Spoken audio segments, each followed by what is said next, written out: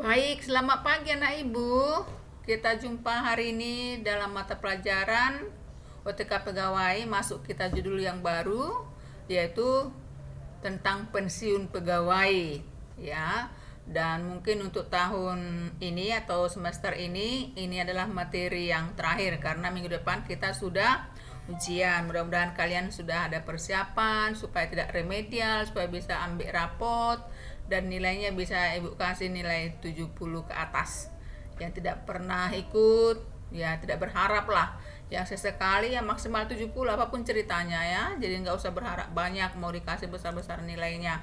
Belajar dan belajar. Kalau kamu fokus nilaimu besar, mungkin ibu naikkan menjadi 72 ya. Oke, kita masuk ke materinya. Apa itu pengertian daripada pensiun? Kalau dikatakan pensiun berarti berhenti bekerja tetapi masih menerima uang gaji, ya, masih menerima penghasilan.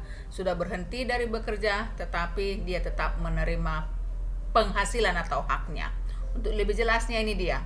Menurut Kamus Besar Bahasa Indonesia, bahwa pensiun itu adalah tidak bekerja lagi karena masa tugasnya sudah selesai, atau uang tunjangan yang diterima tiap-tiap bulan oleh karyawan sesudah ia berhenti bekerja, atau oleh istri ataupun suami dan anak-anaknya yang belum dewasa apabila ia meninggal dunia.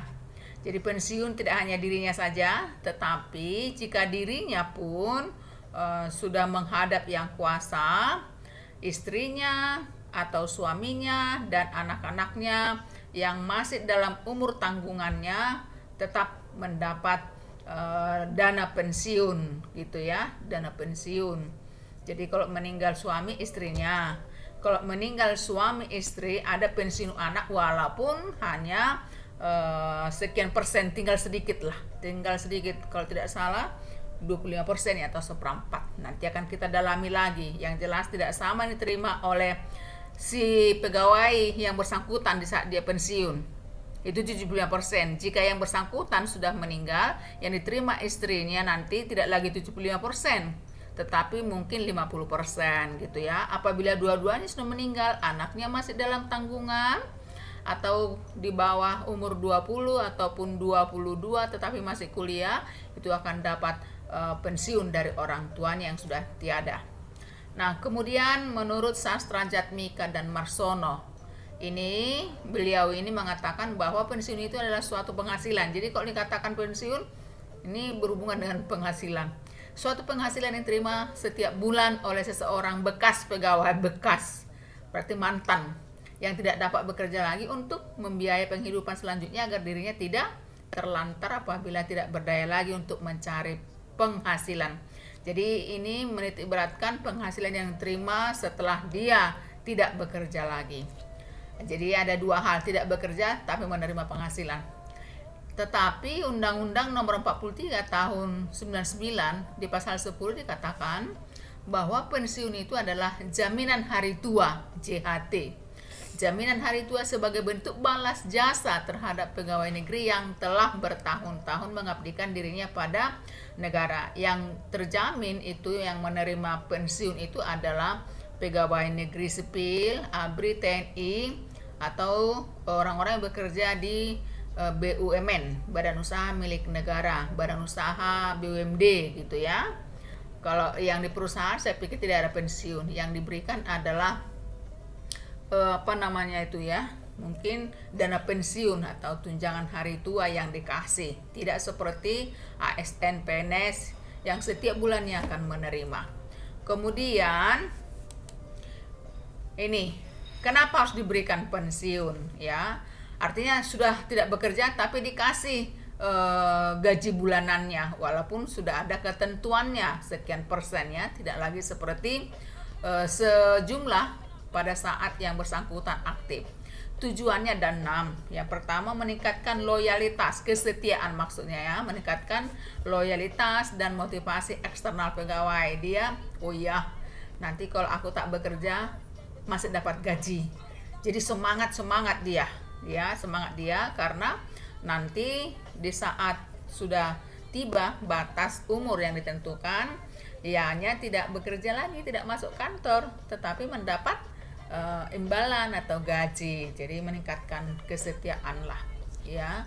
Kemudian sebagai bagian dari sistem kompensasi pembayaran upah gitu ya. Itu tujuannya sebagai bagian dari sistem, sudah ada sistemnya sekian persen gitu ya. Dan sekarang ini ada informasi saya dengar akan ditinjau ulang, tidak ada lagi tunjangan pensiun, tetapi pada saat dinyatakan pensiun keluar SK-nya langsung di drop uang itu sekian M misalnya atau sekian ratus juta, sehingga pegawai yang bersangkutan bisa membuka usaha, jadi tidak tergantung mengharapkan yang bulanan itu lagi dalam wacana. Jadi kompensasi itu pemberian imbalan ya.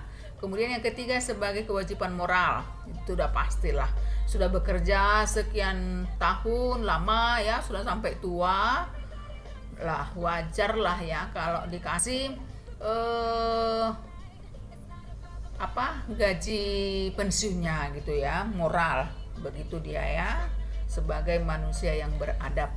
Kemudian memberikan rasa aman pada kehidupan pegawai, jadi tidak merasa was-was ataupun tidak merasa bimbang di saat pensiun nanti makan apa, aku sama siapa, siapa yang membiayai hidupku. Dia tidak peduli ya, karena bulanannya ada, paling tidak cukup dirinya pasti ada, memberikan rasa aman. Jadi diberikan pensiun itu supaya yang bersangkutan walaupun tak bekerja merasa aman karena masih dapat bulanan gitu loh. Kemudian mengembangkan kesejahteraan masyarakat. Jadi kalau